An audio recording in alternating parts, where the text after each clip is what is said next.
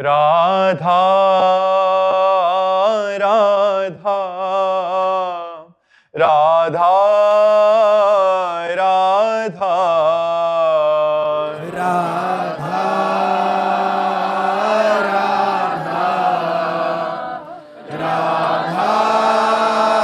राधा राधा आय राधा राधा राधा राधा राधा राधा राधा राधा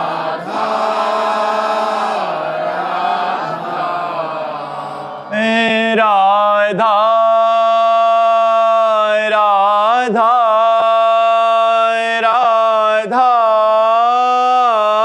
राधा राधा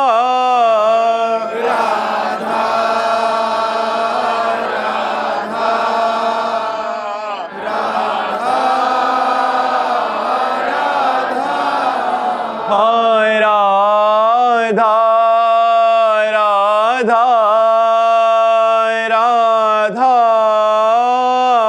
राधा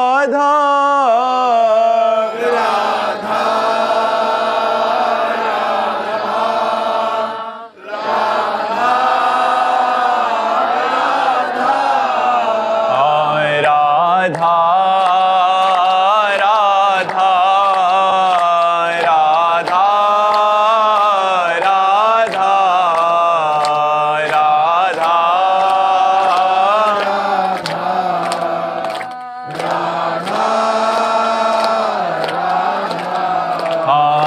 राधा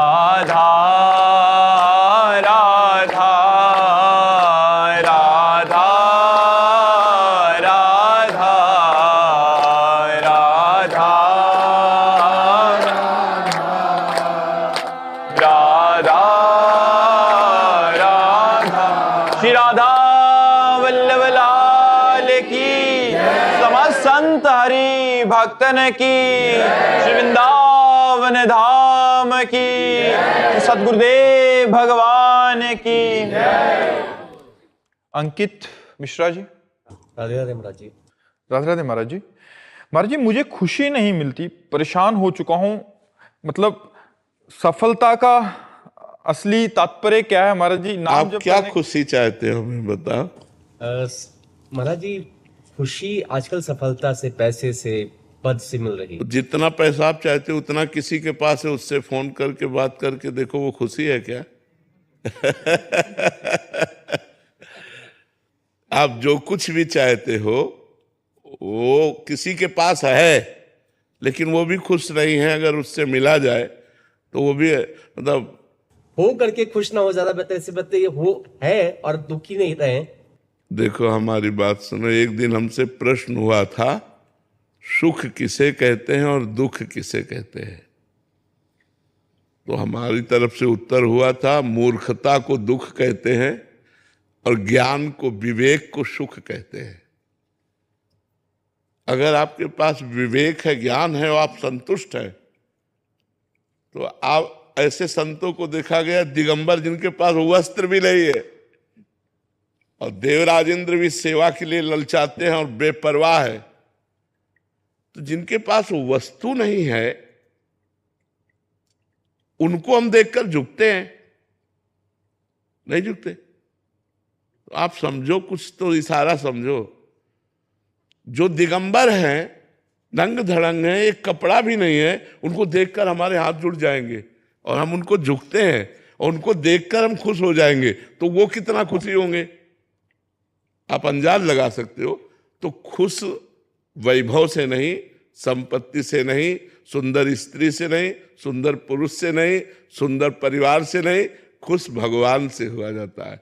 ब्रह्मभूता प्रसन्नात्मान शोचति न कांक्षति। जो भगवान में चित्त जोड़े हैं वो खुश रहते हैं, वो आनंदित रहते हैं। और जो संसार में चित्त जोड़े हैं वो कितने भी बड़े धनी हो, आप तो मान लो सोच भी नहीं सकते। ऐसे यहाँ धनी आते हैं जिनके हजारों, हजार नहीं, हजारों करोड़ रुपया है और अंततो गत्वा उन्होंने भगवान की शरण ली सुख के लिए। आप सच्ची मानिए, थोड़ा भगवान से जुड़ करके देखिए, आप खुशी के समुद्र में, जैसे मछली को समुद्र मिल जाए तो कितना आनंद, क्योंकि उसका जीवन प्राण जल है और वो तो अगाध जल राशि है।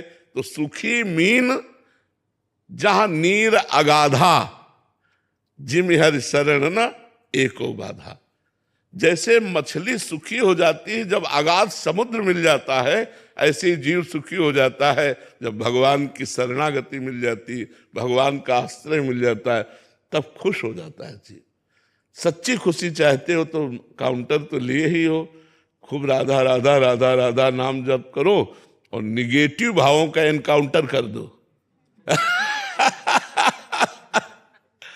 काउंटर से इतना नाम जप करो कि निगेटिव भाव का इनकाउंटर कर दे, तो आप देखो बच्चा पॉजिटिव, पॉजिटिव में खुशी है, पॉजिटिव में ही खुशी है। निगेटिव विचार हमारे हर स्थिति में हमको जलाते रहते हैं। आप जितना बढ़िया कपड़ा पहने हो ना, लोग ऐसी आशा रखते हैं, आप इसमें भी खुश नहीं हो। आप सुंदर रूप है, मनुष्य शरीर है, आंख है, कान है, सब काम कर रहे, आप इसमें भी खुश नहीं हो। आपको खाने को मिलता है, खाने के लिए मांगना तो नहीं पड़ता, आप इसमें भी खुश नहीं हो। आपके पास जो भगवान ने दिया है आप उसमें खुश नहीं हो, ये आपका निगेटिव विचार है। आप भगवान से जुड़िए, नाम जप कीजिए, सत्संग कीजिए। हम आपको इशारे से बता रहे हैं कि जिन्होंने भगवान से अपने जीवन को जोड़ा तो शरीर में एक कपड़ा भी नहीं है, लेकिन न पारमेष्ठ्यम न महेंद्रधिष्णम न सार्वभौमम न रसाधिपत्यम न योग सिद्धि रपुनर्भवम वा। वो ब्रह्मा का पद भी नहीं चाहते, इंद्र का पद भी नहीं चाहते, सम्राट पद भी नहीं चाहते, योग की सिद्धियां भी नहीं चाहते, और भगवान के आनंद में मगन रहते, परम खुश, जिनको देखकर खुशी हो जाओ। जब वह संतों के दर्शन किए जाते तो एक अलौकिक आनंद मिलता है और लगता है आज हमारा जीवन सफल हुआ, आज हमें संत दर्शन मिले। एक अलौकिक आनंद मिलता है जो किसी पैसे से या किसी भी भोग से नहीं मिल सकता। उनके दर्शन और संभाषण से, तो सोचिए, जिनके दासों के संभाषण से आपको इतना आनंद मिलता है, उनके स्वामी से संभाषण हो जाएगा तो क्या होगा। अगर भगवान से आपकी बातचीत हो जाए तो नाच पड़ोगी, जैसे मीरा जी नाच कर कहती, पायो जी पायो मैंने राम रतन धन पायो। तो सच्ची खुशी भगवान में है। धीरे धीरे अपने चित्त को भगवान में लगाइए तो आप खुश रहने लगेंगे, आप प्रसन्न रहने लगेंगे। देखो, शरीर रोगी है, कष्ट प्रतिपल है, लेकिन विचार पॉजिटिव है, मन खुश है। तो आपके सामने बैठे, आपके सामने उदाहरण हम है, ये पत्ती वाली सब्जी नहीं खा सकते, ये नहीं कर सकते, ये नहीं कर सकते, कर क्या सकते हो, बस दो चार बातें। कितना निगेटिव है, लेकिन निगेटिव विचार ना होकर हर विचार पॉजिटिव है। कृपा है भगवान की।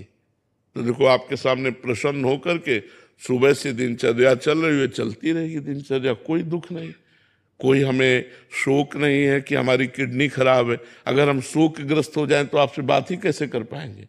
मान लो दोनों किडनी ही, गुर्दे ही खराब हो गए तो मृत्युमय शरीर है, कभी भी मर सकता है। तो हमें तो डिस्टर्ब होना चाहिए, लेकिन हम डिस्टर्ब वाले को सुधार देते हैं। तो क्यों? पॉजिटिव खुशी है हमारे अंदर, एक आनंद है, भगवान से जुड़े होने पर एक सुख है। उसी सुख से हम आप लोगों को सुखी करते हैं, उसी आनंद से हम आप लोगों को भर देना चाहते हैं। उसी आनंद को पाने के लिए कहीं ना कहीं आप खिंचे हुए चले आते हैं। तो वो रुपए में सुख नहीं है, वो किसी पद में सुख नहीं है, वो किसी भोग में सुख नहीं है, वो भगवान में है। भगवान को कहा गया, जो आनंद सिंधु सुख राशि, जो आनंद के समुद्र है, सुख की राशि, ढेर सारा सुख दे देने वाले, उन भगवान से हम जुड़े तो हमें हर जगह सुख मिलने लगेगा। सब जगह सुख, दसों दिशाएं आनंदमय हो जाएंगी। भाव कुभाव अनख आलसहु, नाम जपत मंगल दिशि दसहु। दसों दिशाओं में कहीं भी होंगे हम खुश होंगे, हम आनंदित रहेंगे भगवान से जुड़ने पर। शिवम जी दिल्ली से। श्री हरिवंश महाराज जी। महाराज जी, आपके चरणों में दंडवत प्रणाम। महाराज जी, आप जैसा कहते हैं कि तुम भगवान के अंश हो, तुम कुछ भी कर सकते हो, कुछ भी। हमें भी अब विश्वास है कि हम कुछ भी संसार में कर सकते हैं, लेकिन भगवत प्राप्ति के लिए हमें अपने ऊपर तनिक भी विश्वास नहीं है। हमें केवल महापुरुषों एवं संतजनों, गुरुजनों की चरण कृपा से ही दृढ़ विश्वास है इसी कि से हम हो जाएगी, इसी से हो जाएगी, इसी से हो जाएगी। बिना महापुरुषों के चरणों का आश्रय लिए भगवत प्राप्ति होना ही कठिन है, दुर्लभ भी है। लेकिन महात्पाद रजोभिषेकम, अगर महापुरुषों के चरणों का आश्रय है, संतों के प्रति ये भाव है कि हमें भगवत प्राप्ति करा सकते हैं, तो निश्चित इससे भगवत प्राप्ति हो जाएगी। और यही भरोसा दृढ़ रखना। तो भगवान संतों की कृपा से बहुत जल्दी प्रसन्न होते हैं। जिन पर संतों की कृपा होती है उनको भगवान बहुत सहज में दर्शन दे देते हैं। इसलिए खूब भगवान का नाम जप करो, अच्छे आचरण करो, गंदे बच्चों के संग से बचो, गंदे आहार से बचो, बस फिर धीरे धीरे आगे अध्यात्म उन्नति होती जाएगी। जी जाह्नवी जी। राधे राधे। राधे राधे महाराज जी। महाराज जी, मैं हमेशा डर में क्यों रहती हूँ महाराज जी? अंदर के डर से मुक्ति कैसे पाऊं मैं? निर्भय भगवान के चरणारविंद है। जब तक भगवान का भरोसा नहीं होगा और भगवान का भजन नहीं होगा, तब तक डर नहीं जाएगा। और डर आता है पाप कर्मों से। जब हमारे पाप कर्म होते हैं वो हमको भयभीत रखते हैं, वो हमें डरते रहते हैं। दूसरा डर आता है मृत्यु का। तीसरा डर आता है निगेटिव विचार का, पता नहीं क्या हो जाए। हर चीज में वो संशय पैदा कर देता है, तो आदमी वो डरता रहता है। अरे भगवान है ना, मैं जा रहा हूं, भगवान है, कैसे एक्सीडेंट हो जाएगा? भगवान तो है हमारे साथ। जब हम भगवान को लेकर चलते तो निर्भय हो जाते हैं, और जब हम अकेले चलते तो भयभीत हो जाते हैं। किसी भी विषय पर हमारे माना हमसे गलती हो गई, लेकिन मेरे भगवान है ना। भगवान का प्रण है कि अपने भक्त का पतन नहीं होने देते, नाश नहीं होने देते। मेरे भगवान है, हर जगह रक्षा करेंगे, तो हमें डर नहीं लगेगा। अगर डर का विषय अंदर है तो वो भगवान से जुड़ करके ही निर्भय होगा। जो सभीत माने डर, जो सभीत आवा सरनाई रखियों ताई प्राण की नाई। भगवान कहते हैं यदि संसार से डर कर कोई मेरी शरण में आ जाए तो मैं उसे प्राणों जैसा प्यार करूंगा। आवे तो कोई मेरी शरण में, तो मुझे लगता है भगवान की शरण में होकर भगवान का नाम जब किया जाए तो हम डर से निजात पा लेंगे। क्या बोलने मात्र से भगवान की शरण में हो जाएंगे महाराज जी? पहले शुरू करे, बोलना ही तो शुरू करे, जबान से शुरू करे, हे नाथ मैं आपकी शरण में हूँ, हे प्रियाजू मैं आपकी शरण में हूँ। वो धीरे धीरे गले से उतरेगा नीचे में, फिर हृदय से आने लगेगा, हे नाथ मैं आपकी शरण में हूँ। पहले शुरू तो करे, जबान से तो शुरू करे। महाराज जी, जैसे आपने बोला नेगेटिव विचार, तो नेगेटिव विचार को जो हमारी परिस्थिति आई है उसको बदलने की आकांक्षा अंदर होनी चाहिए, प्रभु इसको बदल दो, या उसी विचार में या उसी परिस्थिति में वो पॉजिटिव हो जाता है? हाँ, पॉजिटिव हो जाता है, बदलने की नहीं, परिस्थिति की बदलने की मांग नहीं होती। जैसे कि ये बीमारी ठीक कर दो प्रभु, ऐसा, तब हम सही हो जाएंगे। जरूरी है कि स्वस्थ होने के बाद हमारा भजन ऐसे चलेगा जैसा आज चलता है। परिस्थिति भजन करवा रही है, हो सकता है परिस्थिति बदल जाए और हमारी दिमाग बदल जाए और हमसे कोई गलत काम हो जाए, तो वो अच्छा है कि ये अच्छा है? हम क्यों मांगे? अच्छा जिसमें होगा वो वही करेंगे। मंगल भवन है, किडनी नहीं ठीक है तो हर क्षण भय बना रहता है, या मर जाओगे, चुपचाप राम नाम कहो राधा। जैसे एक गार्ड रहता है ना पास में होश दिलाने के लिए, तो ये गार्ड है हमारा, ए होश में राधा राधा राधा राधा राधा राधा। तो हमें भगवान ने बहुत अच्छा किया, हम क्यों इससे अच्छा क्यों मांगे? जो अच्छा भगवान ने किया तो इससे अच्छा क्यों मांगे? शरीर स्वस्थ होना अच्छी बात नहीं, मन स्वस्थ होना अच्छी बात है। हमारा मन भगवान स्वस्थ किए, इसलिए हमें कोई परेशानी नहीं। तो हम ये चाहें कि भगवान हमें जो परिस्थिति दे उसमें हमें भोगने का बल दे, उसमें हमारे अच्छे विचार रहें, उसमें हम भगवान को ना भूलें, ये बातें मांगनी चाहिए। परिस्थिति भले ना बदलो, लेकिन हमें सामर्थ्य तो दे दो कि मैं आपके द्वारा दिए हुए दुख को कृपा प्रसाद मानकर सह जाऊं, आपका नाम जपता रहूं और मैं खुश रहूं, इतनी तो कृपा कर दो। चाहे जैसी परिस्थिति हो उसमें खुश है, उसमें आनंदित है। मात्र केवल खुश होने की बात है। जितना आप कुछ कर रहे हो वो खुश होने के लिए कर रहे हो, जितना भी कर रहे हो। अगर जिस स्थिति में हो इसी में खुश हो जाओ, चाहे न चाहे कबो कुछ, अब मुझे कुछ नहीं चाहिए, वो खुशी कैसे मिलेगी? वो भगवान के चरणों से मिलेगी। देखो केवट जब भगवान के चरणों को धो रहा है ना, तो अति आनंद उमग अनुरागा चरण सरोज पखारन लगा। इसके बाद भगवान सिया जू की अंगूठी देते हैं, तो क्या कहता है? अब कछुनाथ मिल गई खुशी। अब ये सोने चांदी की अंगूठी, सिया जी की अंगूठी थी, सीता जी की अंगूठी भगवान राम जी दे रहे हैं, लेकिन कह रहा अब कछुनाथ न चाही मोरे दीन दयाल आज अनुग्रह किया, बहुत काल में कीन मंजूरी। बहुत जन्म हो गए खुशी के लिए कर्म करते करते, आज तक खुशी नहीं हुआ, आज खुशी हुआ, आज कीन सब विधि भल पूरी। आज विधाता ने मुझे खुश कर दिया, क्योंकि आज चरणारविंद आपके पखारने को मिल गए। ये बात समझो, बिना भगवान के चरणों का आश्रय लिए नाम जप किए कोई खुश नहीं रह सकता, आनंदित नहीं रह सकता। इसलिए आनंदित रहने के लिए, निर्भय रहने के लिए, निशोक रहने के लिए, निश्चिंत रहने के लिए भगवान का आश्रय लो और नाम जप करो। और जैसी परिस्थिति है उसी में खुश रख दें भगवान, ये प्रार्थना करो। परिस्थिति बदलने में नहीं, जैसी परिस्थिति उसी में खुश रखें भगवान, जैसी परिस्थिति उसी में खुश रखें, यही बात है। ऋषिका जोशी जी। श्री हरिवंश। श्री हरिवंश गुरुदेव। गुरुदेव, गुरु कृपा का अनुभव कैसे होता है? मंत्र जप से। जो गुरु नाम मंत्र देते हैं, जब उसका जप किया जाता है तो गुरु कृपा का अनुभव होता है। प्रतिपल अनुभव होता है कि हमारे ऊपर गुरुदेव की कितनी कृपा है कि हम जैसे अधम पर उन्होंने अपना जीवन स्वरूप नाम मंत्र दे दिया, जब उससे सुख मिलता है तो रोना आता है, बार बार गुरुदेव के चरणों में वंदना होती कि आपकी बड़ी कृपा हमारे ऊपर है। गुरु कृपा, मैं किसी योग्य नहीं था, लेकिन गुरु कृपा ने मुझे वरण किया, उपासना दी, मंत्र दिया, नाम दिया, बड़ी कृपा, बड़ी कृपा। और हर क्षण वो देखता है गुरु जी ने देखो बचा लिया, गुरु जी ने देखो मुझे संभाल लिया, तो वो गुरु कृपा का अनुभव करते हुए गुरु कृपा में डूब जाता है। और गुरु कृपा ही मोक्ष है, गुरु कृपा ही मोक्ष है। ध्यान मूलम गुरु मूर्ति, पूजा मूलम गुरु पदम, मंत्र मूलम गुरु वाक्य, मोक्ष मूलम गुरु कृपा। मोक्ष का मूल क्या है? गुरु कृपा। गुरु कृपा कर दिए तो मोक्ष भी हो गया। मृत्युंजय मिश्र जी, मुंबई।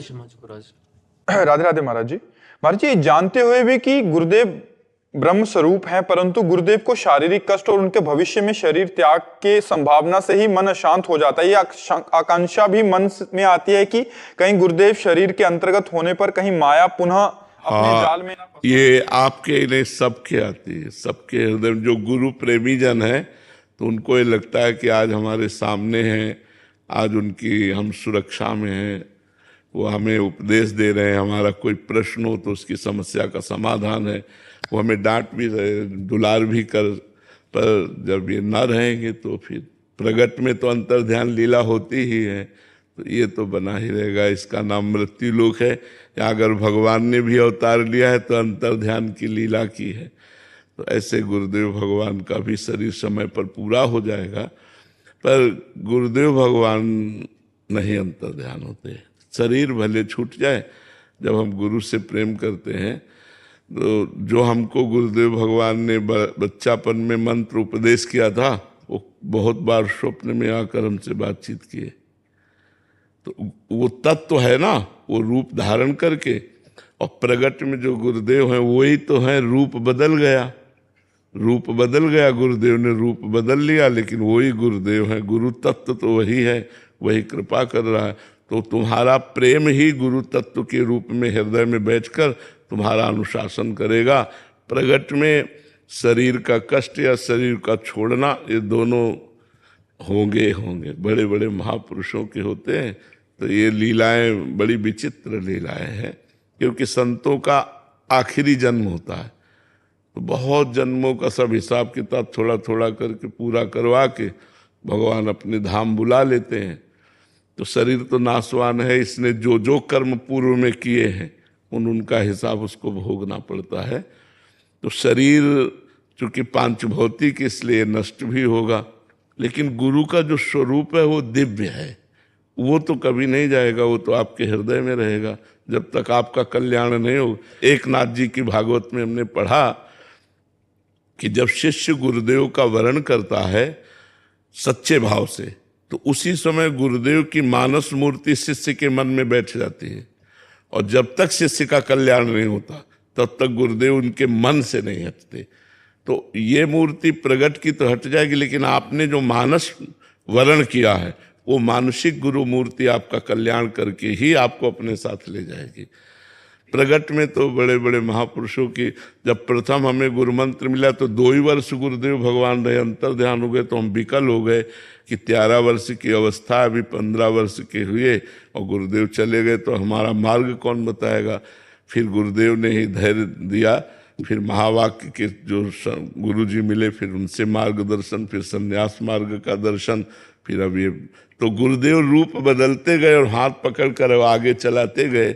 तो ये विश्वास रखे कि गुरु तत्व तो हमें कभी छोड़ेगा नहीं, हमारा निश्चित परम कल्याण कर देगा। लेकिन प्रगट में ये लीलाएं होती हैं, अंतर ध्यान होना, शरीर छूट जाना। महाराज जी, हमारे जैसे अधम को तो आप स्वप्न में भी नहीं आते हैं। हम इतने अधम हैं कि आप स्वप्न में भी नहीं आते। आना स्वप्न में या ना आना कोई खास बात नहीं है। स्वप्न में आना या ना आना कोई खास बात नहीं है। हमारा प्रगट में भाव दिव्य होना चाहिए। स्वप्न में कभी कभी हमारा मन ही गुरु बन करके दर्शन दे देता है। स्वप्न में मन ही तो सारा खेल करता है। तो हमारा प्रगट में भाव दृढ़ होना चाहिए, और वो स्वप्न में आवे तो उनकी मौज, ना आवे तो उनकी मौज। हम प्रगट में निष्ठा रखें, प्रगट में निष्ठा रखेंगे तो हमारा काम हो जाएगा। महाराज जी, बड़े पाप हो जाते हैं, एक बार डांट दीजिए, सब कर दें। अब ये अपने को सुधारना है कि गलती ना हो। वैसे माया बहुत प्रबल है, पर हम प्रयास करें गलती न हो। गलती हो जाए तो भी हम भगवान से प्रार्थना करें कि हमें ऐसा बल दीजिए, साहस दीजिए कि हमसे गलती ना होने पाए। ठीक है, नाम जप करो, मंत्र जप करो, उसी से बल जागृत होता है। राधा राधा महाराज जी, राधा रानी की कृपा से आपके श्रीमुख से सुना है कि नाम जप करना है। महाराज जी शुरू किया है, और महाराज जी भक्तों का चरित्र देखते हैं, सुनते हैं, वृंदावन आके संतों को देखते हैं, भक्तों को देखते हैं। महाराज जी मेरा क्या होगा महाराज जी, इन सबको देख के तो लगता कि बहुत अच्छा होगा, आप चिंता मत कीजिए, बहुत अच्छा होगा।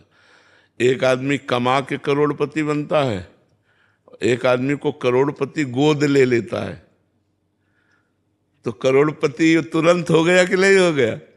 उसने 50 वर्ष में करोड़पति हुआ वो कमा के, और उस एक ने, करोड़पति ने एक गरीब बालक को गोद ले लिया, तो तुरंत करोड़पति हो गया कि नहीं हो गया? तो गुरु मानो आपको गोद ले लिए। गुरु का मतलब है मानो आपको गोद ले, गोद नामे में गुरु अपनी सारी संपत्ति अपने शिष्यों को बांट देते हैं, अपनी भजन रूपी संपत्ति।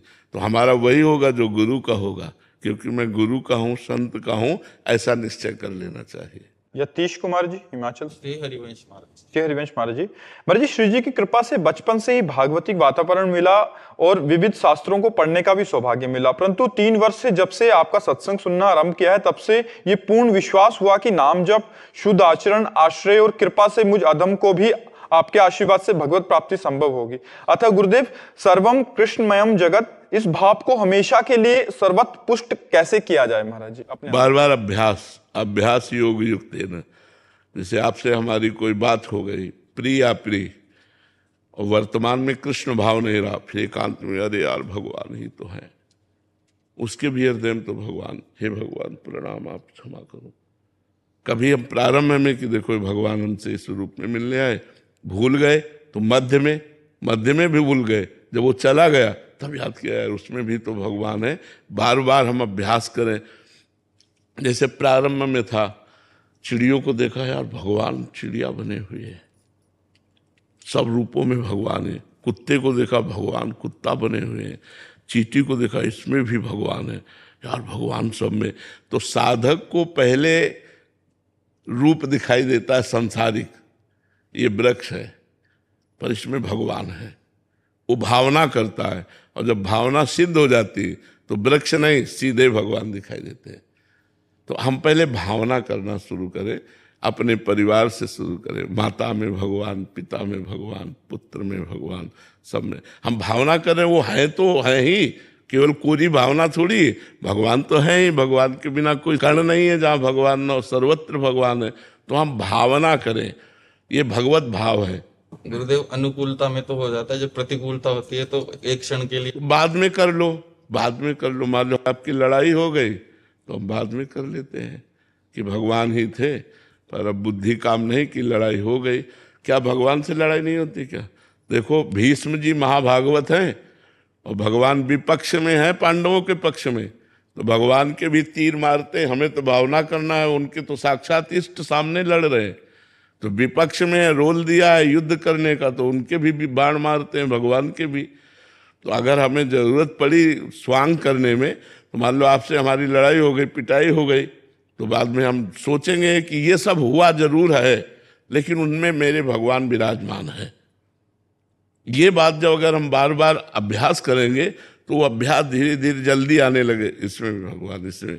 अब जैसे इतने रूप मिलते हैं तो सब में भगवान है, इतने रूपों में भगवान आकर हमें दर्शन देते हैं, इतने रूपों से भगवान हमें प्यार कर रहे हैं। ये भावना ही है ना, ये भाव है, भगवत भाव कहते हैं इसे। तो ये अभ्यास करते रहो, नाम जप करते रहो, अभ्यास करते रहो, तो धीरे धीरे धीरे धीरे परिपक्व, जब प्रतिकूलता में भगवान दिखाई दे तब असलियत में हमारा भाव परिपक्व होने लगा। अनुकूलता में तो लगता है कि भगवान ने आकर रबड़ी खवा दी, और जब भगवान ने आके गाली दी तब नहीं लगता कि भगवान ने आके गाली दी। देखो भगवान कितने कृपालु, गाली देकर हमको मजबूत कर रहे हैं, उस समय भाव ही आता है। हाँ, धीरे धीरे धीरे धीरे खूब नाम जप करो, ऐसा भाव आ जाए। निकिता अग्रवाल जी नेपाल से। राधे राधे महाराज जी। महाराज जी, श्री कबीरदास जी महाराज जी कहते हैं कि दुख में सुमिरन सब करें, सुख में करे ना कोय, जो सुख में सिमरन करे तो दुख काहे को होए। महाराज जी, हम ऐसा क्या करें जिससे सुख के समय भी श्री जी का अनन्य और निरंतर सिमरन चलता रहे? देखो अभ्यास में ये सामर्थ्य है। जब हम स्वस्थ होते हैं तो हमें विषय भोग सुहाते हैं, भजन अच्छा नहीं लगता, और जब दुख होते हैं तो उसकी पीड़ा से मन व्यथित रहता है, दुख का चिंतन करता है, तो भजन नहीं होता। न सुख में भजन होता है, न दुख में भजन होता है, भजन करने से भजन होता है। यदि हम हर परिस्थिति में भजन का अभ्यास करें तो चाहे सुख की परिस्थिति हो, चाहे दुख की परिस्थिति हो, भगवान का सुमिरन निरंतर चलने लगेगा। इसके लिए अभ्यास योग युक्तेन चेतसा नान्यगामिना, ऐसा अभ्यास करो, सुख में, दुख में, संपत्ति में, विपत्ति में, लाभ में, हान में, सुख दुखे समय कृत्वा लाभा लाभो जया जयो। हर परिस्थिति में भगवान का स्मरण चले। ये अभ्यास से होता है, स्वतः नहीं होता कि सुख में स्वतः सुमिरन हो या दुख में सुमिरन हो, यह अभ्यास से होता है। दुख में संसारिक लोग याद आते हैं, सुख में अभिमान में भूल करके वो विषय भोग भोगना चाहता है। इसलिए भगवान के भजन का तो कहीं समय है ही नहीं, उसको हमें अभ्यास के द्वारा निरंतर लाना पड़ेगा। अगर कोई कहे, एक जैसे साधक कह रहे थे कि मैं खुशी चाहता हूं, सब कुछ है पर मैं खुश नहीं हूं, तो खुशी कहां मिलेगी? तो उन्होंने कहा परिस्थिति बदल जाए, मैं जितनी लेवल पे हूं उसके ऊपर बन जाए। तुम कहा उतने आप जितना सोच रहे हैं तो भगवान की सृष्टि में वैसे भी लोग हैं, और हम वैसे भी लोगों से मिलते हैं, हमको वो भी खुश नहीं आए समझ में। अभिनेत्री, मिस एशिया, अभिनय करने वाले नेता, सबसे मिलते हैं, लेकिन खुशी जिसे कहते हैं, खुशी कहते हैं प्रसन्नता। प्रसन्नता ब्रह्मभूता प्रसन्नात्मा, न सोचति न कांक्षति। जो भगवान से जुड़ा हुआ है, जो भगवान का कृपा प्रसाद प्राप्त कर रहा है, वही खुश हो सकता है, वही प्रसन्न हो सकता है। भगवान से विमुख होने पर अरबों रुपया, सुंदरी स्त्री, हर प्रकार की भोग सामग्री, मान प्रतिष्ठा, ये आपको खुश नहीं कर सकती, ये आपको सुखी नहीं कर सकती। चाहे जितना वैभव कमा लो, आप चिंता, शोक, भय, इससे ग्रस्त रहेंगे। तो हम जिसे सुख समझते हैं वो सुख नहीं, सुख की छाया है। जैसे छाया पकड़ में नहीं आती, ऐसे सुख पकड़ में नहीं आता। ये हमारे प्रभु गिरधर की माया है। अगर सुख पकड़ना है तो भगवान का नाम जप करो।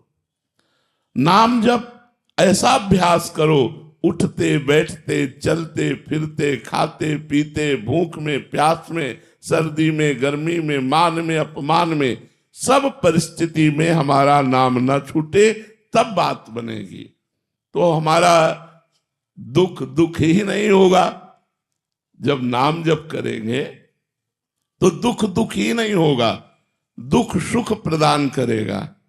आप सच्ची मानिए, इसीलिए हम अपना उदाहरण देते हैं। भारी कष्ट में भी एक अंदर आनंद रहता है, एक खुशी रहती है। मरने की बात भी सोचने पर एक खुशी रहती है कि मरूंगा तो अपनी श्री जी से मिलूंगा। अब मुझे कोई नहीं रोक सकता, श्री जी से मिलने से कोई नहीं रोक सकता। कोई माया की ऐसी ताकत नहीं कि श्री जी से मिलने से रोक दे, नहीं, अब नहीं रोक सकती।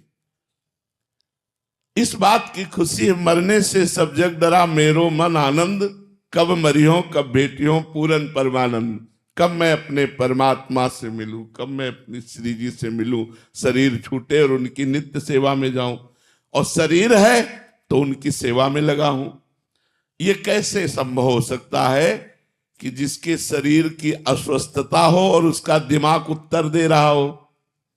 दिमाग तो निगेटिव डिप्रेशन में चला जाएगा। ये तभी हो सकता है जब खुश दिमाग हो, मन प्रसन्न हो। ऐसा कैसे हो सकता है जिसका शरीर पीड़ा युक्त हो और मन प्रसन्न हो? ये भगवान की सामर्थ्य से। इसलिए हम आप सबसे प्रार्थना करते हैं कि अगर आप चिंता, शोक, भय और दुख से पूर्ण रूप से बचना चाहते हो तो राधा राधा रटो। चाहे सुख में हो तो राधा बोलो, दुख में हो तो राधा बोलो। हम वृंदावन वासी राधा उपासी राधा राधा बोलते हैं। यदि आपका मन हो तो राम राम बोलो, कृष्ण कृष्ण बोलो, शिव शिव बोलो, राम कृष्ण हरि, जो नाम प्रिय हो सो बोलो। पर हम तो वृंदावन वासी, इसीलिए राधा उपासी होने के कारण हम तो यही कहते हैं कि राधा राधा रटो, तुम्हारा सर्व मंगल होगा। जहां राधा नाम वहां कोई बाधा नहीं है, आनंद ही आनंद रहता है। तो दुख की परिस्थिति भी हमें दुखी नहीं कर पाती। तो जब तक भगवान से नहीं जुड़ोगे तब तक निर्भय नहीं रहोगे, निश्चिंत नहीं रहोगे, निशोक नहीं रहोगे, खुश नहीं रहोगे। देखो, एक दिगंबर महात्मा जिसके शरीर में लंगोटी भी नहीं है, वो परमानंद में खुश में रहता है। वो नहीं चाहता पारमेष्टम न महेंद्र धिष्णम न सार्वभौमम न रसाधिपत्यम न योग सिद्धि अपनर्भवम वा। वो ब्रह्मा का पद भी नहीं चाहता, देवराजेंद्र का पद नहीं चाहता, सार्वभौम पद नहीं चाहता, योग की सिद्धि नहीं चाहता। क्यों? क्योंकि वो भगवान में मस्त है। जिसकी चित्तवृत्ति भगवान से विमुख है, कुछ भी कर ले, सुखी हो जाना तो हमें बता देना कि हम सुखी हो गए। सुखी होने का मतलब है जब ये निकलने लगे, अब कछुनाथ न चाही मोरे। जब ये निकलने लगे तो मान लेंगे कि आपको सुख मिल गया।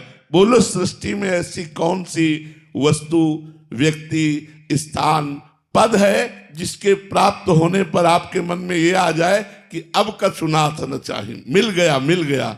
ये कभी नहीं हो सकता। ये तभी होगा जब भगवान मिल जाएंगे। जिनके पाने के बाद कोई पाने की इच्छा नहीं रहती, वो सिर्फ भगवान है। कोई वस्तु, व्यक्ति, स्थान से हम तृप्त होने वाले नहीं, क्योंकि हम भगवान के अंश हैं। इसलिए हमको हर परिस्थिति में नाम जप करना, ये अभ्यास करें। अभ्यास से ऐसा हो जाएगा। ये स्वतः भजन नहीं होता, स्वतः भजन सिद्धों का होता है। साधक को भजन करने का अभ्यास करना होता है। अरुण कुमावत जी राजस्थान से। राधे राधे महाराज जी। महाराज जी, आप कह रहे हैं कि आप न्यायाधीश हैं। महाराज जी, आपका एक प्रश्न है कि जब विधि और अंतरात्मा अलग दिशा में संकेत दें, तब न्यायाधीश को किसका आश्रय लेना चाहिए? अंतरात्मा का लेना चाहिए और समय देना चाहिए न्याय के लिए। एक जज स्वामी हुए हैं, नारायण स्वामी उन्हें कहते हैं। तो एक आदमी को उन्होंने फांसी की सजा दी। वकीलों के द्वारा जो साक्ष्य दिए गए, सबूत दिए गए, उनके अनुसार फांसी की सजा दी। वो रोते हुए जिसको फांसी की सजा दी कहा कि आपने तो सजा दे दिया, लेकिन फिर भी मैं आपसे कहता हूं मैं निर्दोष हूं। मैं अपराधी नहीं हूं, सजा तो आपने दे दी, लेकिन मैं फिर भी कहता हूं मैं निर्दोष हूं। और रो के बोला। उनका हृदय हिल गया। उन्होंने कहा अगर कोई परमात्मा है और सबके हृदय में है और ये रो के बोल रहा मैंने फांसी की सजा दे दी, तो मुझे संकेत मिलना चाहिए। अंदर से संकेत मिला है निर्दोष है, अंदर से एकदम शीतलता हुई, आया निर्दोष है। तो उन्होंने कहा कि अपने निर्णय को मैं यही रोकता हूं, कुछ तारीख और देखने के बाद सही निर्णय मैं दूंगा, मैं अपने निर्णय को यही स्थगित करता हूं। नीचे की अदालतों से अपने आप वकीलों द्वारा, जो उसके वकील थे, वो साक्ष्य आ गए कि वो निर्दोष है और उसको मुक्त कर दिया। बस उन्होंने संन्यास ले लिया। उनको ऐसा वैराग्य हुआ कि वो हरिद्वार गए और वहां गुरु की खोज की। तो जिससे कहते हैं मैं जज हूं, सारी संपत्ति आपको दूंगा, मुझे दीक्षा दे दो, फौरन तैयार हो जाता। जो तैयार हो जाते तो कहते गंगा स्नान करके आता हूं, दोबारा उनके पास नहीं जाते। कि जो मेरे जज पद का सम्मान करता है, जो मेरी जज की प्राप्त की हुई संपत्ति का लोभ रखता है, वो मेरा गुरु हो ही नहीं सकता। अंततो गत्वा उन्होंने क्या करने की सोची। तो एक पहाड़ के शिखर पर खड़े होकर जे गिरना चाहते तो पीछे आवाज आई, ये तुझे गुरु चाहिए, पीछे मुड़कर देख। तो एक महापुरुष खड़े हुए थे, उनका वहीं से सुन, नजदीक आने की जरूरत नहीं। नारायण नारायण नारायण, और बस अंतर ध्यान हो गए। बस उन्होंने नारायण उनका नाम ही नारायण स्वामी पड़ गया। इतना नाम जब करते थे कि भाई जी हनुमान प्रसाद पोद्दार जो राधा बाबा, इनको ऐसे नली लगाई अपने यहां और कान में लगाई तो सुनाई दे रहा था नारायण नारायण नारायण नारायण। हर नस नाड़ी से नारायण नारायण। ये कोई आश्चर्य की बात नहीं है। तो जो हम पद में है, तो सबसे पहली बात हमें अपनी आत्मा की बात देखनी चाहिए। साक्ष्य गलत भी हो सकते हैं, आपको वकील साक्ष्य गलत भी दे सकते हैं। अगर कहीं ऐसा संशय है तो हमें आत्मा की बात माननी चाहिए और उस मुकदमा को आगे बढ़ाना चाहिए, तारीखें बढ़ा देनी चाहिए, जिससे साक्ष्य सही मिल जाए और हम उसे बचा पाए। निर्दोष की रक्षा करना और दोषी को दंड देना, ये न्यायाधीश का परम कर्तव्य है। कहीं ऐसी गलती अगर हो गई कि दोषी मुक्त हो गया और निर्दोष दंड पाया, तो वो फिर अपने को जाकर आगे कर्म बिगड़ गया तो वो दुख देगा। इसलिए बहुत सावधान रहने की जरूरत है। कलंगी जी गुजरात से। राधे राधे महाराज जी। महाराज जी, सच्चे गुरु के मिलने पर हृदय में किस प्रकार की प्रेरणा होती है? क्या कोई भागवतिक संगीत मिलता है क्या? पहली बात तो यह है कि सच्चे और कच्चे, ये हमारी सामर्थ्य तो है नहीं कि पहचाना जा सके, लेकिन जिनकी बात सुनकर हमारा हृदय शीतल हो जाए, जिनके दर्शन करने से हमारा मन प्रसन्न हो जाए और ऐसा लगे कि मैं देख तो पहली बार रहा हूं, लेकिन ऐसा लगता है मैं इनसे बहुत बार मिला हूं, और जिनके समीप से हटने का मन ना हो, और जिनके दर्शन और संभाषण से गलत आदतें छूटने लगे और भगवत मार्ग पुष्ट होने लगे, बस उन गुरुदेव भगवान के वचनों का आश्रय लेकर, चरणों का आश्रय लेकर परमार्थ में चल देना चाहिए। क्योंकि प्राकृतिक बुद्धि के द्वारा सत्य सच्चिदानंद भगवान में स्थित महापुरुष की आप किसी भी बाह्य लक्षणों से नहीं जान सकते, बिल्कुल नहीं जान सकते, बिल्कुल नहीं जान सकते कि ये ब्रह्म बोध संपन्न है या आत्म स्वरूप में स्थित है। बाह्य चेष्टाएं ऐसी होंगी आप जान ही नहीं पाओगे। जैसे माँ अपने बालक का सुंदर श्रृंगार करके काजर का टीका लगा देती है, ऐसे भगवान अपने जनों को सिद्ध करके कोई न कोई एक दो बिंदु ऐसे छोड़ देते, जिससे संसारी आदमी उसी में उलझा रहता है कि अगर ऐसा तो फिर ऐसा क्यों, अगर ऐसा तो ऐसा क्यों। वो क्यों में उलझा रहता है, और जो श्रद्धावान होते वो लाभ लेकर निकल जाते। इसके बाद शरीर पूरा हुआ, तब जीवनी पढ़ के कहते वो तो महापुरुष थे। वर्तमान में महापुरुषों में ऐसे भगवान जैसे माँ अपने बच्चे को श्रृंगार करती है, 2 टीका ऐसे लगा दिए। पूछो क्यों? इतना साबुन से धोया, काला टीका क्यों? बोले किसी की नजर न लगे। तो भगवान भी अपने भक्त को सर्वांग सजा देते हैं और 1-2 बातें ऐसी छोड़ देते हैं जिससे संसारी आदमी ये देख कर कि अरे यार ये महापुरुष नहीं हो सकते। अगर महापुरुष है तो ऐसा क्यों? बस क्यों और में वो फंसा रहता है। तो हमें सीधी बात समझनी है, जिनकी बात सुनने से, जिनके दर्शन से, जिनके सानिध्य से हमारा जीवन बदलने लगे, स्वाभाविक हमें भगवान की तरफ प्रेरणा मिलने लगे, असत मार्ग का त्याग होने लगे। जान लेना चाहिए हमें गुरुदेव मिल गए और उनकी शरण में होकर उनकी आज्ञा का पालन करना चाहिए। नरेश मित्तल जी गुरुग्राम से। राधे राधे महाराज जी, आपके चरणों में कोटि कोटि प्रणाम। महाराज जी, इस अस्तित्व में जो कुछ भी विद्यमान है वह सब उस परमेश्वर की संरचना है और वे ही इसके एकमात्र। एक चीज और देखना है, परम परमेश्वर की संरचना नहीं है, परम परमेश्वर ही स्वयं बना हुआ है। इसलिए कह रहा हूं कि आगे का उत्तर आपको मिल जाए। भगवान अपने आप से अपने आप का सृजन करते हैं, अपने आप से अपने आप का पालन करते हैं, अपने आप से अपने आप का संहार करते हैं। वो रचना नहीं करते, वो अपने आप को इतने रूपों में विभाजित करते हैं। वेद कहता है एकोहम बहुश्यामा। जी आगे। महाराज जी, इसका ज्ञान होते हुए भी मन में मान, बड़ाई और प्रतिष्ठा का भाव सदैव रहता है। नहीं ज्ञान है, ये ज्ञान ऐसा है जैसे स्वप्न में हम अपने को जागते हुए देखते हैं, लेकिन वास्तविक हम जागते नहीं रहते, हम सोते होते हैं। जब जगते हैं तब स्वप्न मिथ्या लगता है, लेकिन स्वप्न में जो जागते रहते हैं उस समय सही लगता है ना, कि हमें लोग मार रहे हैं, हम भाग रहे हैं, या हमें सुख मिल रहा है या दुख मिल रहा है। वो तब जगे, वो सब व्यर्थ चला गया, और जब जगे तब वो व्यर्थ चला गया। तो हम अभी जगे नहीं, अभी मोह निशा सब सोवनिहारा देखे स्वप्न अनेक, अभी स्वप्न में ही हम हैं। जब जगेंगे तो अनेक नानात्व का नाश हो जाएगा, एक ही रह जाएगा। एक ही परम पुरुष है। जैसे 1000 घड़े या 1 करोड़ घड़े में एक सूर्य के 1 करोड़ प्रतिबिंब दिखाई दे रहे हैं, लेकिन घड़े ना होने पर सूर्य एक है और घड़े होने पर भी वो एक है। ऐसे ही अनंत रूपों में एक ही आत्मा है, एक ही परमात्मा है, दूसरा कोई है नहीं। ये जब हम वास्तविक जान लेंगे तो हम भी परमात्मा स्वरूप हो जाएंगे। ब्रह्मविद ब्रह्म ही भवति। तब ये मान अपमान नहीं रहेगा, क्योंकि मान अपमान द्वैत में होता है। दूसरे से सम्मान चाहते हैं ना, और दूसरे से अपमान होता है। अपने हाथ से अपने थप्पड़ लग गया, अपमान हुआ क्या? अपनी दांत से अपनी जबान कट गई, हम किसी को गाली देंगे क्या?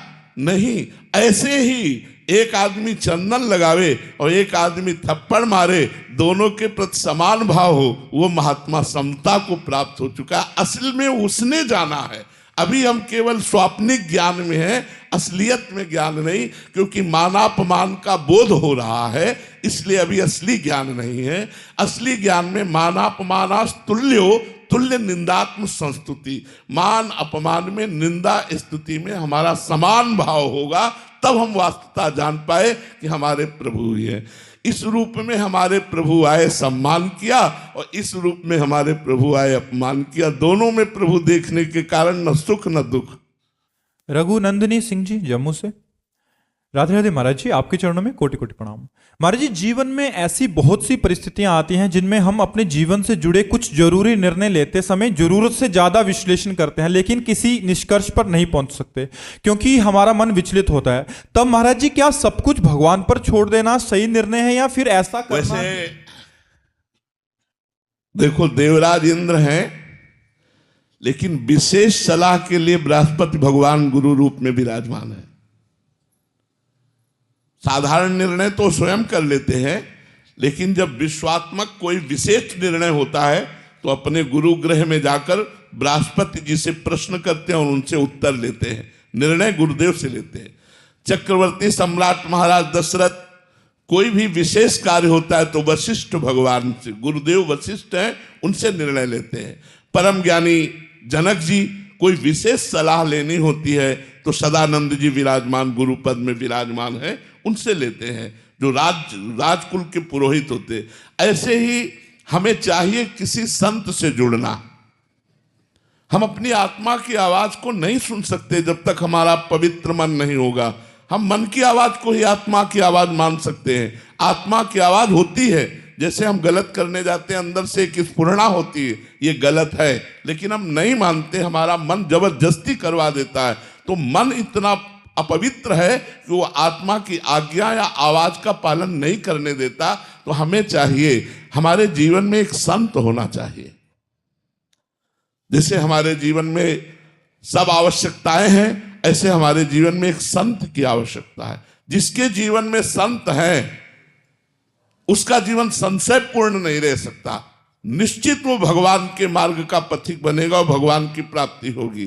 तो हमें लगता है सही निर्णय प्राप्त करने के लिए हमें सत्संग करना चाहिए।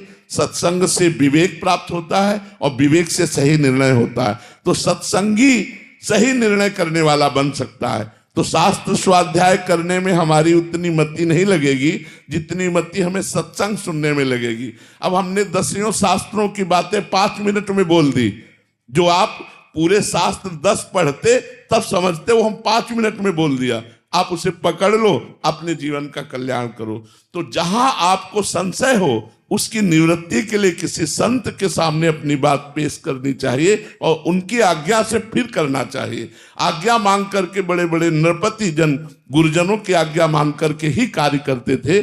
इसीलिए ऊपर त्रिभुवनपति इंद्र से लेकर नीचे तक गुरु विराजमान रहते थे।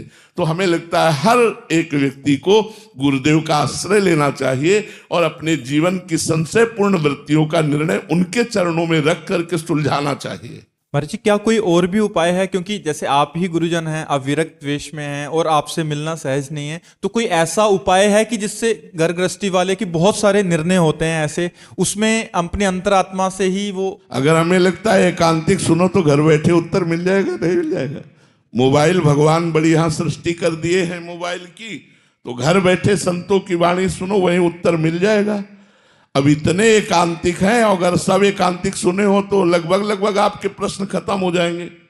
क्योंकि कोई प्रश्न कर रहा है, कोई प्रश्न कर रहा है, और सब हमारी ही धरातल के प्रश्न हैं। तो हम उत्तर सुन करके संशय रहित हो सकते हैं। तो यदि हम संत समाज में ना जा पाए तो आजकल यंत्र ऐसे चले हुए हैं, हम यंत्रों के द्वारा, लेकिन मति कीरति गति भूति भलाई, जब जेहि जतन जहां जे पाई, सो जानो सत्संग प्रभाव, लोकहु वेद न अनुपाऊ, लोकहु वेद न अनुपाऊ। और उपाय नहीं है, सत्संग के द्वारा ही हम सही मार्ग में चल सकते हैं, सही निर्णय ले सकते हैं। गुलशन जी जयपुर से। महाराज जी, श्री जी की कृपा से गुरुमुख से सुना है कि भूल से भी हमको किसी अन्य का आश्रय नहीं लेना, लेकिन जब संसार में कोई विपरीत परिस्थिति आती है तो एक बार तो मन कह ही देता है कि चलो अपनी शरणागति में फर्क पड़ जाता है। ये कमजोरी है, ये कमजोरी है, ये कमजोरी। चुपचाप बैठ जाना चाहिए भगवान का आश्रय लेकर। यदि आप हमें दुखी देंगे, विपत्ति देंगे, तो मैं सुख और संपत्ति नहीं चाहता। अगर कोई घटना, कोई परिस्थिति आई है तो ऐसे हो जाओ और आप देख लो भगवान का आश्रय लेते ही निर्णय बहुत आपके पक्ष में होगा। अगर अन्य आश्रय ले लिया फिर गड़बड़ हो जाएगा, फिर तो जो निर्णय सही होना चाहिए उसमें गड़बड़ हो जाए। और अगर कहीं सही निर्णय निकल गया तो हम मारे गए, क्योंकि अब हमारा आश्रय दूसरा बन गया। कह हरिदास ते जीव विमुख भये, जे दूसर कर डारी, बने तो रघुवर ते बने, बिगड़े तो भरपूर। तुलसीदास जी कहते जो औरन ते बने तावरी में पैर धूल, औरन से नहीं, हाँ तुलसी औरन ते बने तावनी में पे धूल, वो हमें नहीं। हमें प्रभु का भरोसा दृढ़ रखना चाहिए। और हम आपसे कहते हैं, देखो इस संसार मार्ग में कोई हमारा सहयोगी नहीं है, क्योंकि हम जिसको देखते हैं हमारा रक्षक, वो खुद दुखी है, वो खुद काल ग्रसित है, वो खुद असुरक्षित है, वो मेरी क्या सुरक्षा कर सकता है। तो भगवान एक ऐसे हैं जो सर्वज्ञ है, सर्वत्र है और परम हितकारी है, हमारे सुहृद, सर्व सुहृद है। तो हमें वैसे कोशिश करनी चाहिए कि हम कोई फोन नंबर न लगावें और सीधे केवल प्रभु से, पर इतना बड़ा विश्वास होना बहुत बड़ी भक्ति का कार्य है। नहीं तो समस्या आते ही आता, उनको फोन लगाओ, वो समस्या का समाधान कर, मारे गए अन्य आश्रय लिया तुम्हारे। नहीं, हमारे तो बस प्रभु ही हैं। अब वो चाहे दंड दें, और चाहे पुरस्कार दें, अब तो जैसे भी हमें प्रभु, गलत है तो अपने प्रभु के हैं, सही है तो अपने प्रभु के हैं, अब वो जैसा चाहे करें, बिल्कुल भगवद आश्रित हो जाना चाहिए। ये भक्त का लक्षण है, संसारिक ऐसा नहीं कर सकता, भक्त ही ऐसा कर सकता है। और महाराज जी अंदर से ऐसा भाव हो कि अंदर प्रेरणा ठाकुर जी ने किया और सामने से भी ठाकुर जी इनसे करवा रहे हैं, तो ये भाव भी ठीक है क्या? क्योंकि बहुत सारे निर्णय ऐसे होते। हाँ, करवाते तो वो ऐसे ही, और कोई सुदर्शन चक्र लेके थोड़ी आते हैं, वो किसी न किसी को अपने ही स्वरूप को भेज देते, करवा देते। एक बार क्या हुआ, कौरवाधिपति दुर्योधन ने परम तपस्वी दुर्वासा जी को 4 महीने चतुर्मास अपने यहां रख करके पवाया और खूब प्रसन्न कर लिया। दुर्वासा जी ने कहा वरदान मांगो।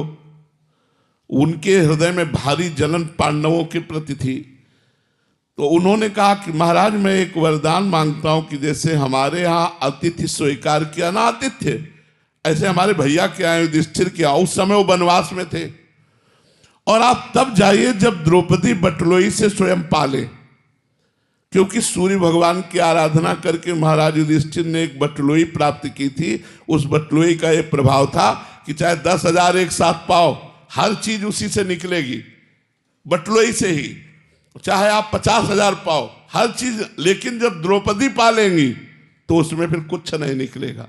तो बोले जब द्रौपदी पाले तब आप जाइए। तो 60,000 शिष्यों के साथ दुर्वासा जी पहुंचे वन में।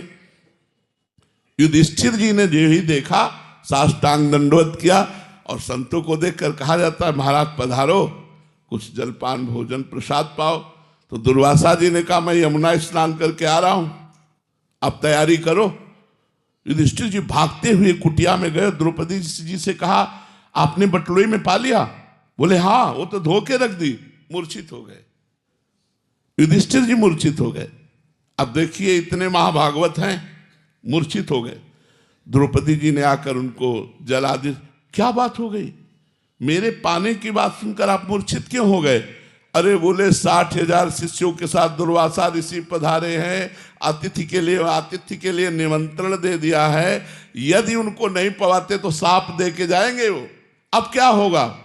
तो द्रौपदी जी ने कहा तुम्हें सूर्य प्रदत्त बटलोई पर विश्वास है, श्री कृष्ण पर नहीं। ये खास बात पकड़िए। द्रौपदी जी का चीरहरण हो चुका था, उस समय उन्होंने देख लिया था, इसलिए पूर्ण विश्वास श्री कृष्ण पर हो गया था। उन्होंने कहा तुम्हें एक बटलोई पर विश्वास है सूर्य प्रदत्त, लेकिन भगवान श्री कृष्ण पर विश्वास नहीं, आप प्रसन्न रहिए। और कहा हे कृष्ण। देखा सामने से पीतांबर फहराते हुए आए। कहा द्रौपदी बहुत भूख लगी है। बोले समस्या पे समस्या, समस्या तो इसी बात की है 60,000 शिष्यों के साथ दुर्वासा ऋषि आए, हमने बटलोई में पा लिया। तो भगवान ने कहा बटलोई लाओ, और उससे एक शीत चिपका हुआ निकला साग का, और जे ही मुख में डाला पूरा विश्व तृप्त हो गया। अब यहां विचार करो करतुम अकर्तुम अन्यथा करतुम भगवान की सामर्थ्य पर, कि एक पवित्र नारी के द्वारा मांजे हुए बर्तन में जूठन कैसे लगी रह सकती है। दूसरी बात की वरदान था सूर्य का कि द्रौपदी के पाने के बाद कुछ नहीं बचेगा, फिर बचा कैसे रहा? जे ही भगवान ने पाया सबके पेट फूल गए। 59,000 शिष्यों दुर्वासा भीमसेन से कहा जाओ लिवा के लाओ। बोले महाराज चलो, पंगत के लिए सब तैयार है। शाहदेव जी भी साथ थे। दुर्वासा जी ने कहा भाई हमारे शिष्यों से, तो शिष्यों ने भी महाराज जी और आज्ञा पालन करने के लिए तत्पर हूं, पाने की इच्छा नहीं। तो उन्होंने कहा हमसे वरदान ले लो। ये पूज्य मथुरा दास जी के मुख से सुनी बात, महाभारत में उसे दूसरी तरह थोड़ा यहां लिखा हुआ है। बोले हमसे वरदान ले लो लेकिन भोजन की बात मत करो। तो उन्होंने कहा जिसने आपको जिस भावना से भेजा है वो उसी भाव को प्राप्त हो जाए। अर्थात दुर्योधन ने पांडवों के नाश के लिए भेजा था, तो कहा जिसने जिस भावना से भेजा है उसी भाव को प्राप्त हो जाए। तो दुर्वासा जी ने कहा तथास्तु। तो हमको भागवती घटनाओं से संकेत मिलता है कि हम भगवान पर सीधा विश्वास नहीं कर पाते, हम अन्य विश्वास तो कर लेंगे। मान लो कोई पदाधिकारी है और वो फोन दे के जाए कि देखो कोई समस्या हो तो आप फोन करना, तो हमें उसको इस बात पर विश्वास रहेगा कि हमारा पदाधिकारी, लेकिन भगवान कह रहे हैं अनन्यश्चिन्तयन्तो माम ये जना पर्युपासते तेषाम नित्याभियुक्ता नाम योगक्षेमम वहाम्यहम, मैं उसके योगक्षेम का वान, मुझे इस बात पर विश्वास नहीं, अखिल लोक ब्रह्मांडों के ईश्वर पर विश्वास नहीं और एक पदाधिकारी पर विश्वास हो जाएगा। हे भगवान आप देखो, ये कोई भक्त ही, शरणागत भक्त ही कर सकता है। श्री राधा वल्लभ लाल की।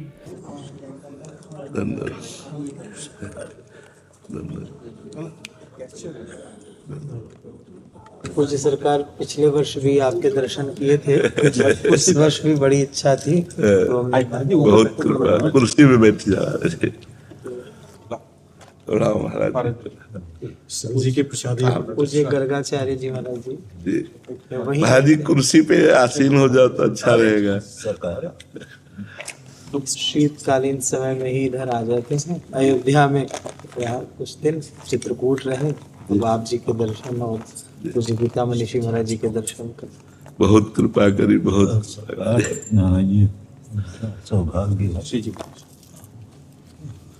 महाराज जी केदारनाथ से ही पूज्य सरकार लेके आए थे, ये वहीं का प्रसाद महाराज जी। आप विराजो महाराज जी, आराम से विराजो। महाराज जी कह रहे हैं कुछ आप कह दें उनको, कुछ जीवन के। अब आपको अब क्या कह दे, बस इतनी बात है, हम जिनके हैं उनका स्मरण बना रहे बस। वैसे महाराज जी आज यही तो नीति है सरकार, यही नहीं। कल एक महाराज जी चर्चा आप जिसे कह रहे थे कि जब भगवान सर्वस्वरूपम बभौ, ऐसा भागवत में भी है, तो सुख भी वही है, दुख भी वही है, और यत्र सर्गम शाते सर्ग भी वही है, सत्व रजस तमस भी वही है। तो वो दुखाभिभूत जो चित्त है उसमें भगवान की अनुभूति कैसे हो, उस दुख को भी भगवान। एक चीज है, ये पहले स्वीकार करना है कि सृजन का खेल, नटवर, नट जो है वो जब खेल दिखाता है तो अपने अंगों को काटते हुए दिखाता है, अपने जनों के काटते हुए दिखाता है, और हम दुखी नहीं होते। क्यों नहीं दुखी होते? क्योंकि हम जानते हैं खेल है, सत्य नहीं है। ये नट अपने जमूरे के साथ जो खेल रहा है, ये खेल कर रहा है, ना कि वो काट रहा है। तो हमारा जो नटवर है, नटनागर है, वो सृजन का खेल खेलता है और पालन का खेल खेलता है और विनाश का भी खेल खेलता है। वो अपने आप से अपने आप का सृजन करता है, इतना बड़ा जादूगर है, और अपने आप से अपने आप का पालन करता है और अपने आप से अपने आप का लय करता है, विनाश करता है। तो इसलिए जो दास होता है वो तीनों लीलाएं देख करके भी वो निराश नहीं होता, उदास नहीं होता, दुखी नहीं होता। बड़ी दुखमयी लीला होने पर भी वो सोचता है मेरे भगवान की लीला है। वस्तुतः ऐसा नहीं है, वस्तुतः ऐसा नहीं। विनाश को कोई प्राप्त होता ही नहीं है। पंचभूत पंचभूतों में लय हो गए, आत्मस्वरूप तो निर्विकार सच्चिदानंद है। तो भगवान की लीला होती रहती है तीन प्रकार की। जो विशुद्ध ज्ञानी जन होते हैं वो सृजन, पालन और संहार तीनों में एक स्थिति में रहते हैं।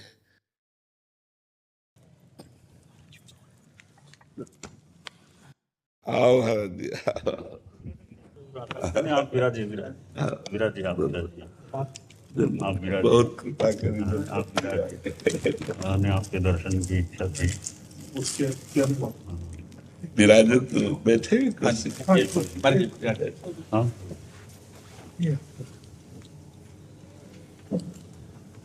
आप विराजिए, आप विराजिए।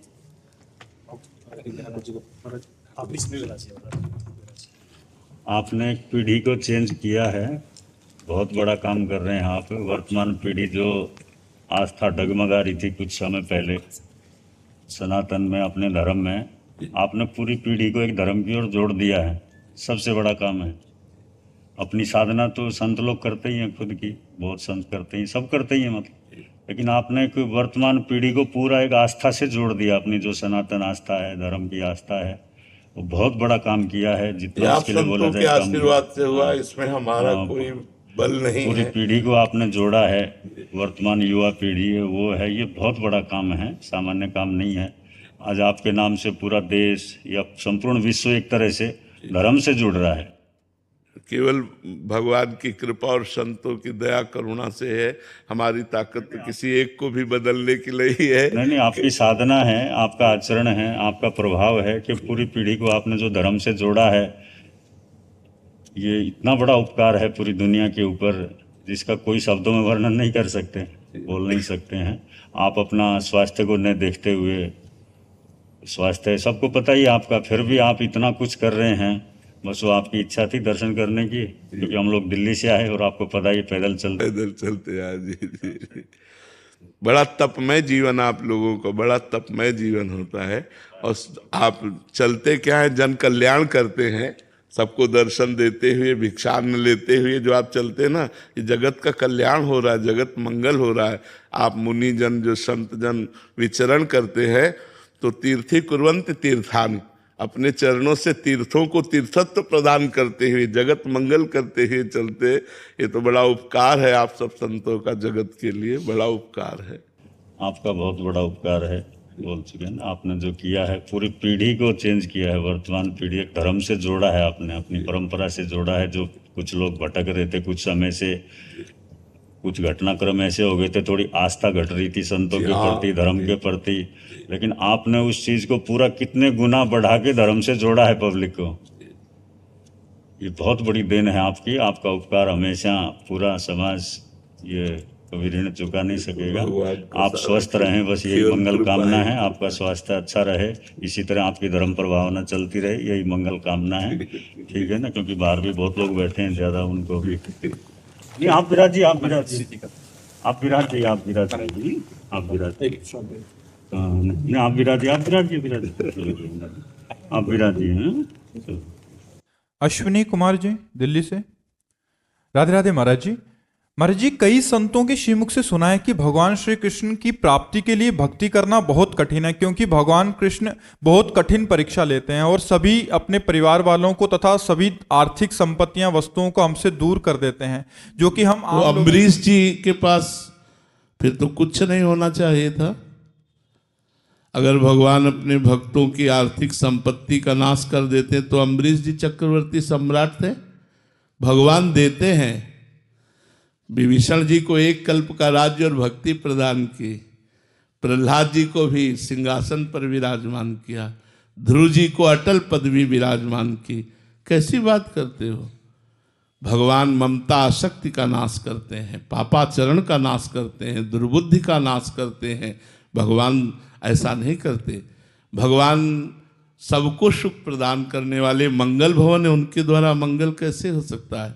देखो, हम भगवान के ना होते तो बहुत अपने परिवार 4-5 के बीच में बैठे होते। आज हम भगवान के हैं तो हजारों के बीच में बैठे कि नहीं? आप हमारे नहीं हो क्या? क्या आप लोग हमारे नहीं हो? अगर विचार करके देखो तो आप प्यार देने ही तो आए हो हमें तो चारों तरफ से प्यार ही प्यार मिल रहा है। क्यों? क्योंकि भगवान के हैं, इसलिए। कौन सी बात की कमी है? आप विचार करो, यदि भगवान भक्तों को दुखी देते हैं, सब कुछ नष्ट कर देते हैं, तो आप बताओ हमारे पास क्या नहीं है?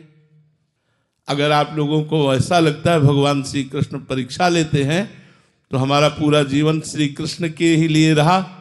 हमने तो परीक्षा नहीं देखा, उनका प्यार देखा है, उनका सहयोग देखा है, उनका दुलार देखा है। देखो, एक बात समझना होगा, पहलवान जब अपने चेला को कुश्ती लड़ाता है तो सबसे पहले वो निरीक्षण करता है कमजोर कहाँ है। जैसे यहाँ मारा, उसने कहा अरे अब वहां वो 1000 बार मारेगा और इतना परिपक्व कर देगा कि दूसरा खींच के मारे तो भी उसको फर्क न पड़े।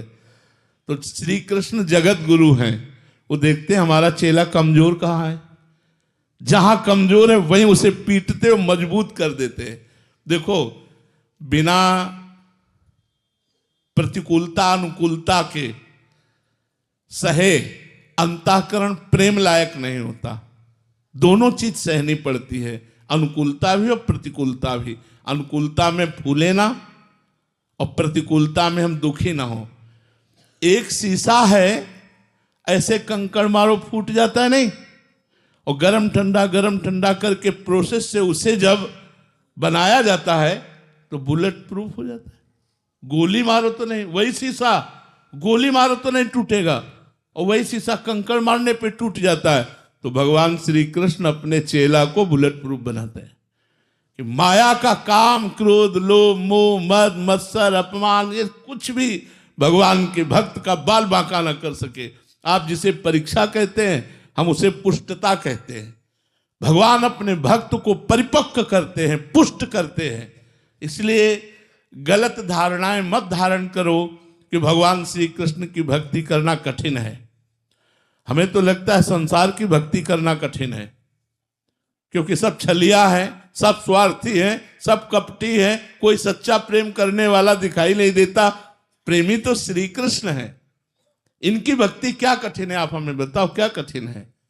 हमें तो लगता है आप लोग समझ नहीं पा रहे। तुलसीदास जी के सामने जब सम्राट अकबर ने ताज उतार के रखा तो आंसू आ गए। तो भक्तों ने पूछा क्या बादशाह प्रणाम कर रहा है, इस आनंद की खुशी के आंसू हैं? तो उनका नहीं। तुलसी जब राम का नहीं था तो मांगे टुकड़े नहीं मिलते थे, आज राम का है तो बादशाह ताज उतार के रखता है। आप कैसे बात करते हो? श्री कृष्ण की भक्ति में कठिनाई नहीं है, माया के भोगों को छोड़ना कठिन है। वही कठिनाई हमें लगती है। गंदे आचरणों को छोड़ना कठिन है, गंदा खान पान देखना, सुनना, भोगना, ये छोड़ना कठिन है। इसीलिए श्री कृष्ण भक्ति कठिन लगती है। नहीं बताओ भगवान की भक्ति में क्या कठिनाई है? मधुर मधुर भगवान का नाम स्मरण करें, कृष्ण कृष्ण कृष्ण राधा राधा राधा। जो मिला भगवान को भोग लगा के पा लिया। भगवान के आश्रित हैं, सब कर्म करो। आप जिस कर्म में हो भगवान ने रोका नहीं है, भगवान ने और कर्म में लगाया है। ये भक्ति ये नहीं सिखाती कि आप कर्म छोड़ दीजिए। जो जहां है, जिस मार्ग में है, अपने कर्तव्य पर डटो और नाम जप करते रहो और अपने कर्म को भगवत अर्पित कर दो, हो गई भक्ति। बताओ भक्ति में कौन सी कठिनता है? कठिनता है पापाचरण छोड़ना, गंदी बात छोड़ना, गंदा भोजन छोड़ना, गंदे दृश्य देखना छोड़ना, यह कठिन है। इसीलिए कठिन जान पड़ती है। महाराज जी, क्या अभी आप गुरुजनों ने सरल बना दिया? नहीं तो इतना कठिन मान्यता हो गई थी कि केवल सब कुछ घर परिवार छोड़ने के बाद ही भजन किया जा सकता। नहीं नहीं, बिल्कुल गलत बात, बिल्कुल गलत बात। हम फिर कह रहे हैं तुम्हारे परिवार में 5 लोग होंगे, हमारे परिवार में 500 लोग हैं। जब वो परमात्मा जिसकी हम शरण में हैं वो हमें देख रहा है तो आवश्यकताओं की पूर्ति कर रहा है, सब कर रहा है। आप चिंता क्यों करते हो? त्याग का मतलब है मन को भगवान में लगाना, जगत से हटाना। अगर हमारा मन फंस जाए तो लंगोटी और कमंडल में फंस जाए, उसी से दुर्गति हो जाए, और मन भगवान में लग जाए तो पूरा राजपाट वैभव, कोई फर्क नहीं पड़ता। सावई मना कृष्ण पदार विंदयो। मन भगवान में लगाने की बात है, भागने की जरूरत नहीं है, छोड़ने की जरूरत नहीं है। क्या छोड़ोगे? कहां जाओगे? क्या इसके और वस्त्र नहीं बनते क्या? पीला पहन लेना ही क्या बाबा जी है? क्या लाल पहन लेना ही बाबा जी है? ऐसा तो नहीं है। हमारा मार्ग है विरक्त मार्ग, इसलिए हम चल रहे हैं। बकाया भगवान का चिंतन करना ही सबसे श्रेष्ठ बात है। भगवान के लिए कर्म करना ही श्रेष्ठ बात है, चाहे वो गृहस्थ हो चाहे विरक्त हो। अगर विरक्त होकर भगवान का भजन नहीं करता, भगवान का चिंतन नहीं करता, अपने कर्तव्य का पालन नहीं करता तो नरक जाएगा। ये थोड़ी कि विरक्त हो तो तुम्हारे लिए विमान आएगा। हरे शिष्य धन शोक न हरे, सो गुरु घोर नरक मा परे। लो, सो गुरु घोर नरक मा परे। बात यहां भगवान से चित्त जोड़ने की है। कहते फिर आप बाबा जी क्यों हो गए? हमारे कपारे में लिखा था, हमारे भाग्य में लिखा था तुम्हें बाबा जी बनकर जिंदगी गुजारनी है। नहीं, भगवान की प्राप्ति के लिए हृदय का समर्पण चाहिए, भजन चाहिए, ममता आसक्ति समेट कर भगवान में लगा दो, ये चाहिए। ये सब बाहरी बातों पर ध्यान मत दो। अगर बाहरी ध्यान दो तो हमें बताओ कौन सी ऐसी गुफा है जो माया रहित है कि वहां पहुंच जाओ, माया नहीं। तो इसलिए भजन करो, भागने की जरूरत नहीं है, उद्देश्य परिवर्तन की जरूरत है, देश परिवर्तन या कर्तव्य परिवर्तन की जरूरत नहीं है।